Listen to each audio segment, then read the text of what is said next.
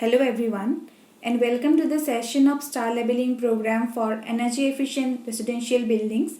Mr. Mahesh Kumar will be presenting in this session. The implementation activities for the energy efficiency label is being undertaken by the Bureau of Energy Efficiency and GIZ under the Indo-German Energy Program. Let's begin with the presentation. A very good afternoon, ladies and gentlemen. This is Mahesh, ECBC trainer for this session. So first of all, I extend my cool welcome to all the participants and panelists today. We will look at the need, objectives, and benefits of energy efficiency labels for the residential buildings. We will also look at the criteria and the application process to obtain the energy efficiency label. So what is this star labeling all about? Before we get into the technical aspects, a very simple example. Assume a typical person going to a car showroom to buy a new car. What would be the most important question he or she asks the salesperson? So if I have to say in a layman's language, kitna deti hai, right? What is the mileage? Mileage is the single most important parameter. All car manufacturers have to declare the mileage. There's a standard test and a certifying authority for the mileage. Now, the same person, when we go to buy a house, we don't really ask about the efficiency of the home, right? Because this information is not available. Many developers can claim that their projects use heat reducing wall or roofing material, etc. But they may use a good wall material, but if the design of ventilation is not good, then again it's a problem for the energy. Another developer might have used a normal wall material, but with a good ventilation. So which one is a better home? We really don't have a quantifiable metric to validate these claims right now. So there is a gap which the BEE star labeling for residential buildings is going to address. The BEE star labeling is not a new concept to us. All of us would be aware of the BEE star label for appliances. The star label that we see on our refrigerators or air conditioners. This labeling system was introduced during 2006. As of now, there are 10 types of appliances for which star labeling is mandatory, like ACs, TV, geysers, LED lamps, etc. There are 16 other appliances which fall under the voluntary labeling category. Now, this appliances labeling scheme has been a highly successful program in India, resulting in a huge energy savings for the country and the customer. You all will agree to that. Another star labeling for the existing commercial buildings was also launched by BEE in the year 2009. This is again a voluntary program. More than 200 buildings are star rated as on date under this voluntary commercial building program. Right. So this, I think most of you would have attended the morning session. So when we look at the electricity consumption profile of the country, we have seen that residential buildings occupy the second highest, that is around 25% of the total energy use. And within residential buildings, the average energy use profile, if you see, ceiling fans take the largest share, followed by lighting, refrigerators, and air conditioners. So this breakup of the loads or average across different income categories. But when we look at the middle and upper middle segments, income segments, the refrigeration and HVAC load may contribute a higher amount. So these loads again depend on the building's design and materials. A building with good daylight may have lesser lighting usage, and one with a good natural ventilation may use lesser fan energy, and so on. We all know that India has a huge demand for housing in the next 2 decades, especially the middle income and affordable housing groups. Around 3 billion square meter of residential built-up area will be added by 2030. And correspondingly, the residential energy use is going to triple from the current levels. So this presents a huge challenge for the country to meet this electricity demand in a sustainable way. So the residential energy label is really the need of this age.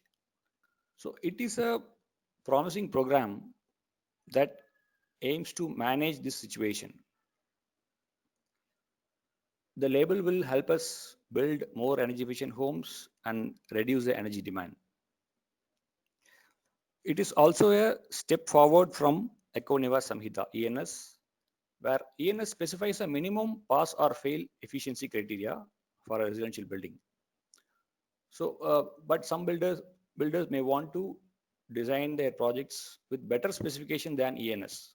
So, in such circumstances, there is no special recognition for these kind of buildings in ENS.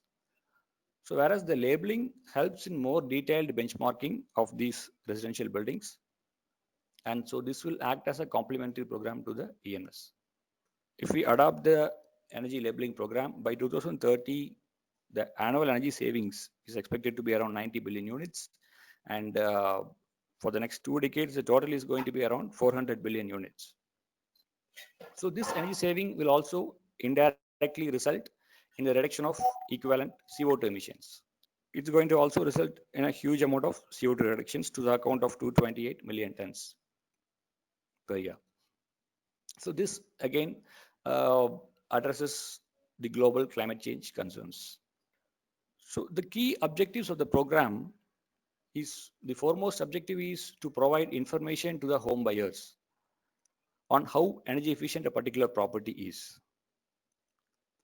So many developers can claim that their properties use various energy efficient material, but this labeling is a platform to validate and quantify these claims into tangible values. So that is the foremost objective, and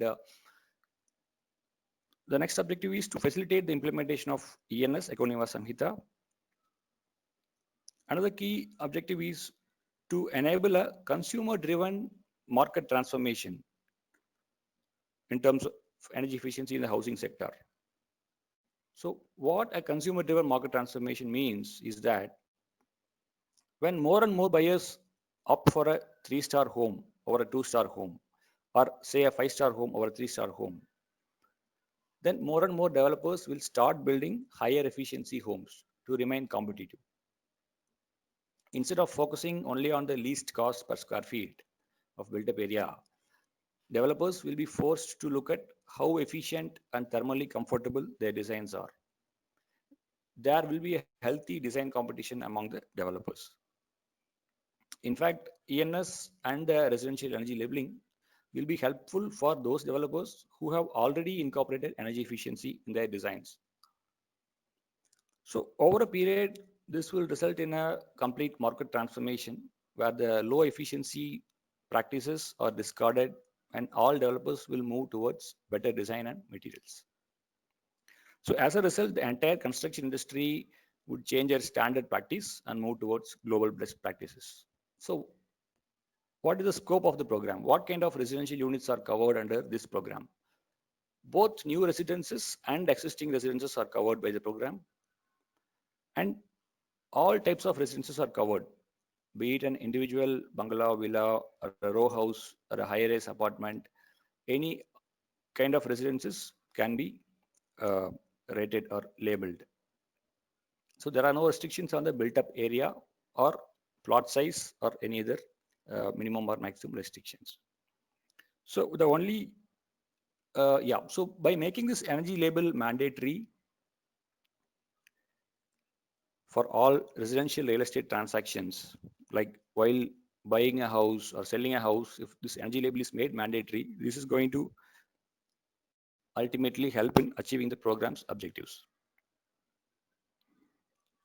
So the image on the right side, this is a sample of how the residential energy label will look like.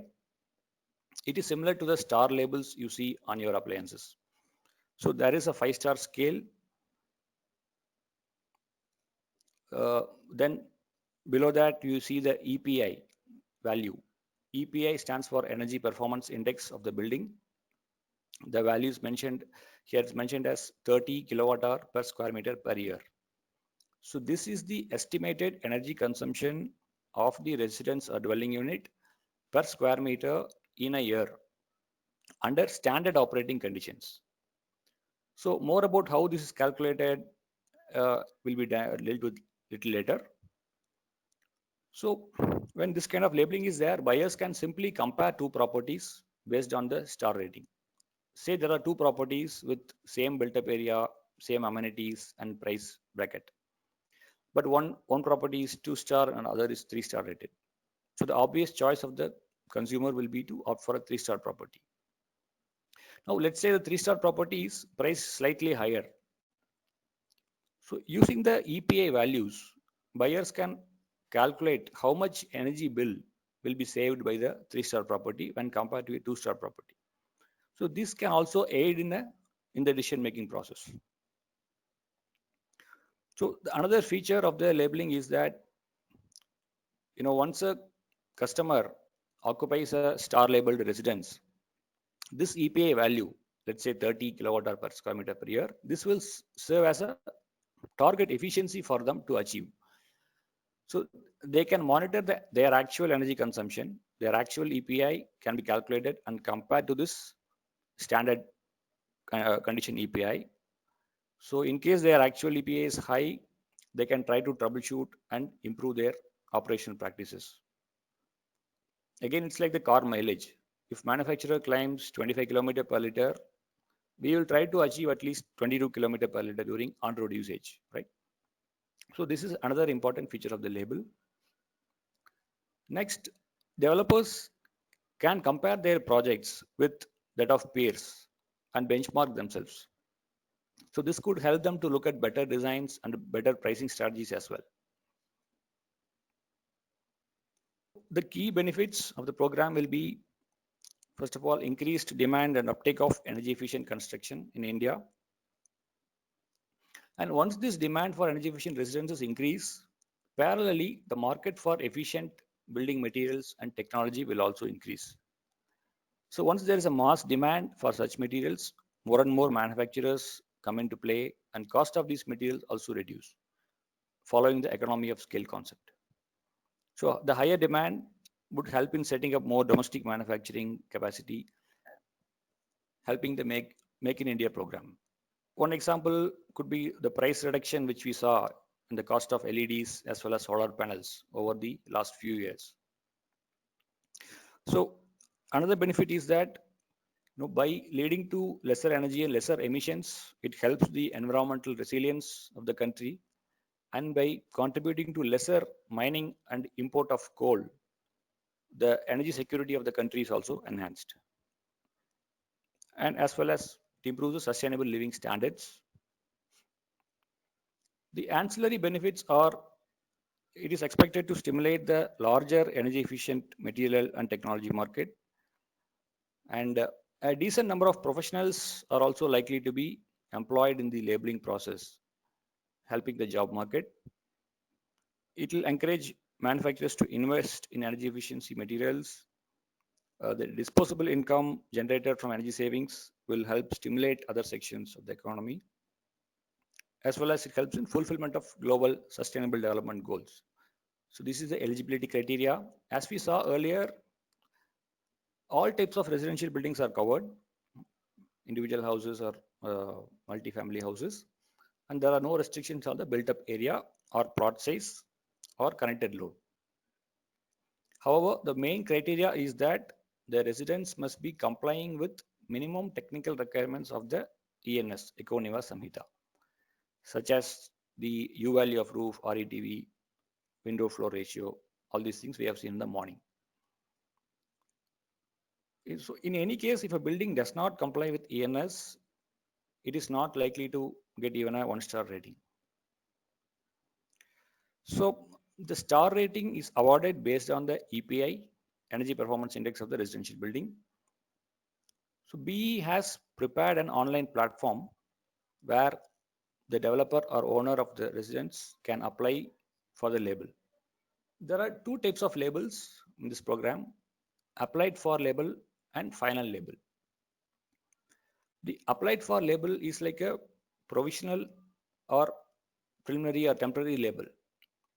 So this applied for label is applicable for new buildings which have received the construction permit, but which is yet to start construction, or for which construction is under progress.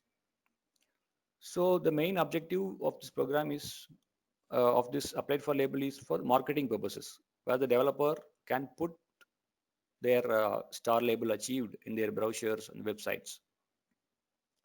So this label will be awarded based on the proposed design and materials. So then we have the final label. So this is applicable for existing occupied buildings and new buildings that have received the occupancy certificate. This label will be awarded based on the as-built design and materials used. So these are the two types of labels we have. So existing dwellings can directly apply for the final star label. This is the only option available for them. Whereas the new dwellings, as we saw on the last slide, they have two options. Once they receive the construction permit, they can apply and get the applied for label. So once the construction is completed and occupancy certificate is obtained, they can apply and get the final star label. So the another option for them is they can skip this applied for label and straight away go for the final star label. But they have to wait till they receive occupancy certificate. So applied for label is not a mandatory step. It's an option for the new projects to avail. We mentioned that EPI, Energy Performance Index, is the main criteria for star labeling. So how is this calculated? So EPI is equal to annual energy consumption of a dwelling unit in a particular year, or in a year, typical year, divided by the built up area. So the unit is kilowatt hour per meter square per year. So this is calculated by the online simulation tool. So in this EPI, there are three subcomponents which are calculated separately by the software. So the first subcomponent E1. So E1 is the EPI of air-conditioned spaces such as bedrooms. So this will be approximately 20% of the total area of the dwelling unit. So the software calculates the energy consumption of these spaces based on ACs running for typical occupied hours. It will assume that, let's say, 8 hours a day in summer, and depending on the particular climate location of the project, the typical occupied hours will be assigned by the software, and with a set point of 24 degrees Celsius, it calculates the energy consumption of these spaces. So this E1 EPI, it includes the air conditioning energy as well as the lighting energy for those AC spaces. Now there may be a question, why 24 degrees Celsius? Not everyone keeps the AC at 24 degrees Celsius. 24 degrees Celsius is the standard temperature so that all buildings can be compared and rated on an apple-to-apple basis. And another question may be why we consider 20% area as an air-conditioned area. Again, an average has been taken for standard comparisons. This does not restrict the actual building in any way. The actual building can have a higher or lesser air-conditioned area when in operation. Okay, so the next component, the E2. E2 is the EPI of naturally ventilated spaces, non-air conditioned naturally ventilated spaces such as kitchen, living rooms, etc. So this calculation is a little tricky to understand. The EPI of these spaces are calculated assuming that they are also air conditioned for calculation purpose, but the AC set points are kept as per IMAC set points, IMAC set points. They are not kept at 24 degree. So what is IMAC? IMAC stands for Indian Model for Adaptive Comfort, which is developed by CEPT University. So what is adaptive comfort? Our bodies have the ability to adapt depending on the seasonal temperatures and humidity.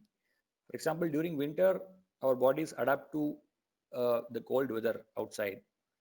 So if the indoor temperature goes beyond 24 or 25 degrees, we start feeling uncomfortable.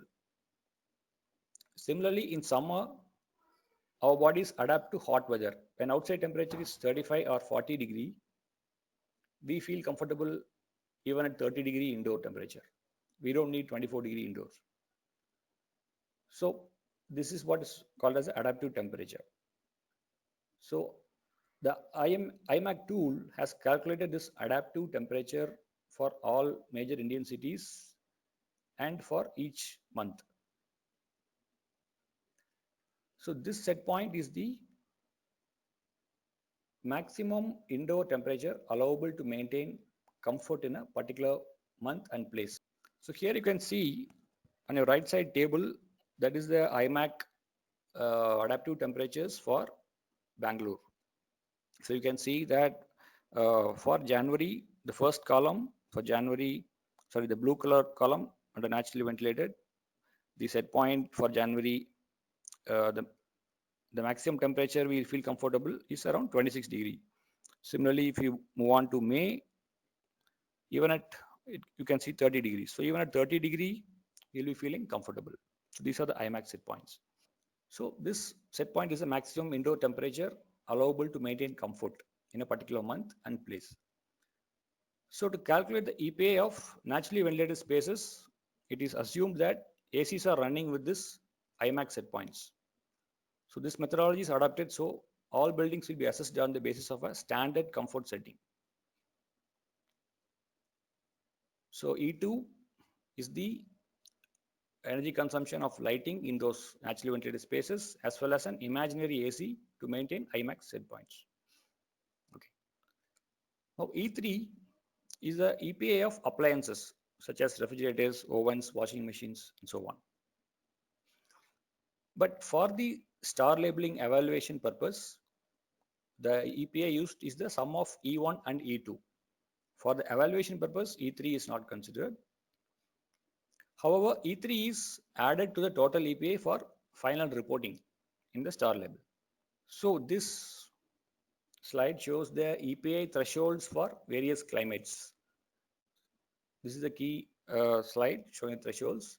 So based on the EPA calculated by the tool, the star rating is awarded based on these threshold levels. For example, hot and dry climate, if your EPI is less than 67, the residence or dwelling unit gets a single star.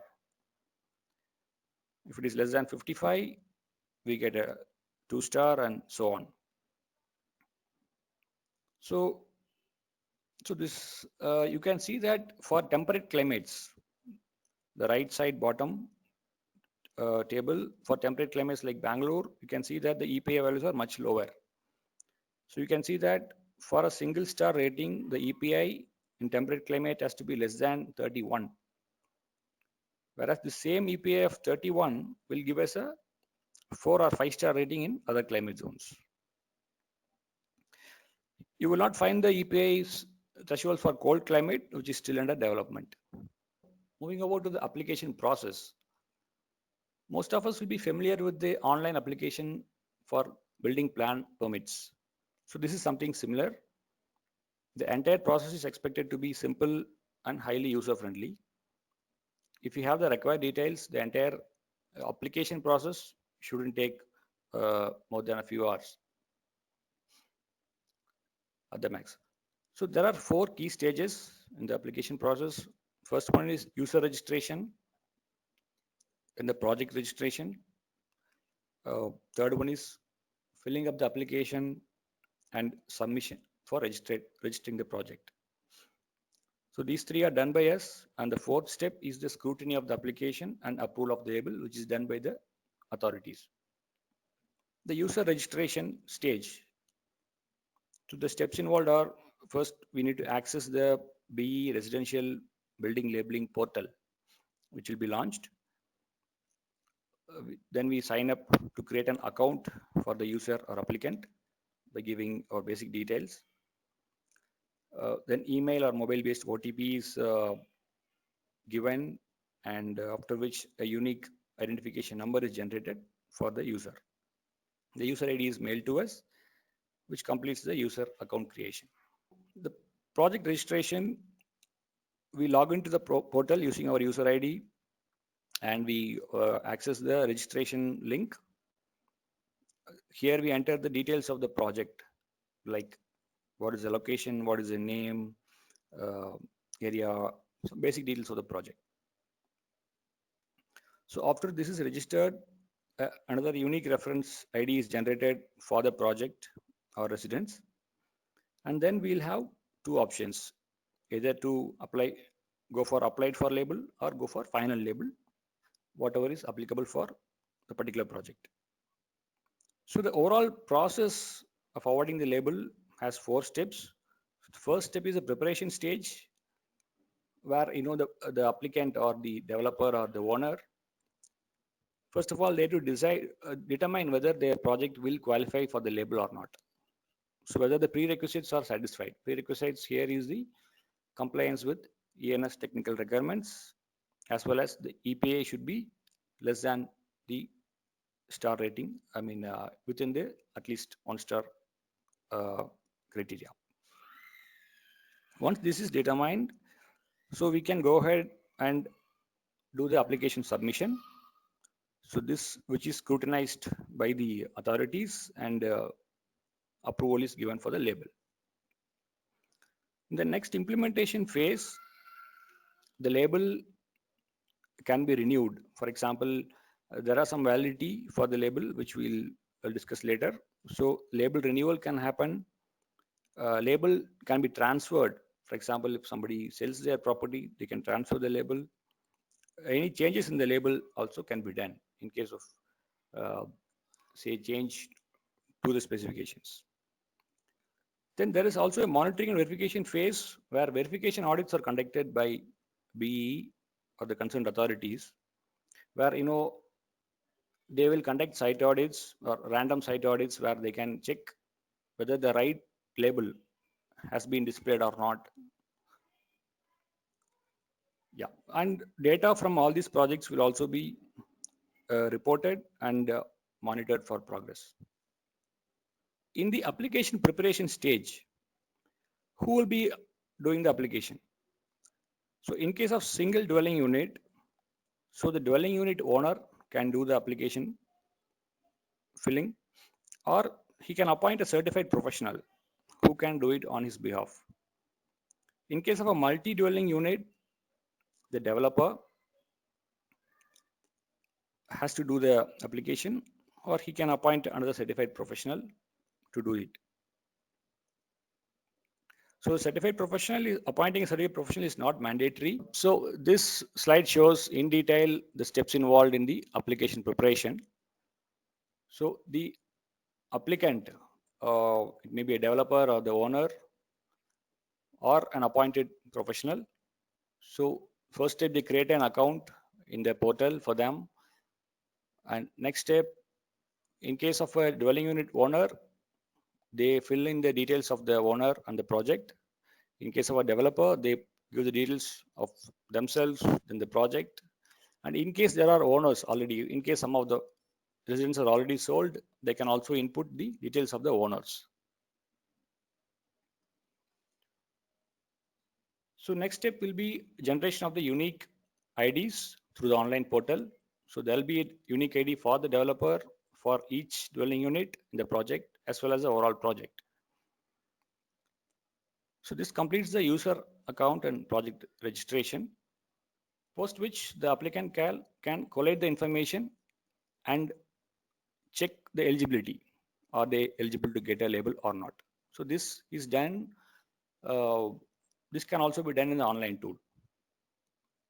Yeah. So once the application is prepared using the online BEE tool, it is prepared by a certified professional or by the owner developer and submitted to BEE. So BEE scrutinizes the application, or BEE can also appoint a third party to scrutinize the application. And in case any discrepancies are there, it will be sent back for corrections. And if everything is all right, then it goes for the detailed EPA calculation and checking with respect to the star rating. So after the EPA calculation cross-check by the authorities, the star label is awarded. Once the application is successful, the approval is given by the authority of BEE and the label is generated through the online tool itself. There are three different aspects actually generated. So number one is the label. So an online label is generated and it is automatically emailed to the applicant. And next one is a plaque, a mountable a plaque, which is also generated. You can see the image, the top image, which is the plaque. Then there is a passport, a building energy passport, which is also generated online. So this passport will contain some details of the project. We'll see. So this is a plaque, sample of the plaque, where the label is there, then the name and address of the property are mentioned. So this plaque will be provided only for the final label, not for the applied for label, only for the final label. And the developer or owner will be required to submit a separate request to BEE for the plaque. So this is a sample of the building energy passport, which will be generated online and sent to us. So here it shows the label, it shows the API, shows the name, address, as well as key aspects like, what is the U value, what is the RETV. So those key details are mentioned in this building energy passport. Next slide. Yeah. The validity of this label. So for applied for labels, that is projects which are in construction, 3-year validity is given for the applied for label. So in case the construction goes on beyond 3 years, there could be an option to request for renewal of this extension or renewal of the applied for label. Then the final star label has a validity of 5 years. Possibly we may have to apply and get a fresh label, because like star labeling of ACs, every 2 to 3 years the stringency goes on increasing. So an AC which may be a 5-star rated 2 years back will only be a 4 or 3-star rated in the current year. So similarly, the final star label may also have to be renewed. So the nameplate, the validity of the nameplate will also be linked to the validity of the final star label. So there could be chances of transfer of ownerships. So what are the possibilities? First of all, when we look at applied for label, projects in applied for label category, for example, a developer has got the applied for label and construction is in progress, but the developer sells off the entire project to another developer. So in this case, the applied for label will be cancelled or it becomes obsolete. The new developer should submit a fresh application and update the label, because the new developer may not retain the same material or specifications. So another case in terms of final label, for example, a developer might have got the final label, after which he may be selling some dwelling units to a owner. So in that case, the owner, after getting the ownership, shall submit a request to the BE for changing the identity and details of the label. So a fresh passport and nameplate will be issued to the owner. Another case could be when an owner sells the property to another person, in which case again the label will be valid, but the passport and nameplate will stand obsolete. So the new owner shall submit ownership change documents and form to the BE, and a new plaque and passport will be issued to the new owner.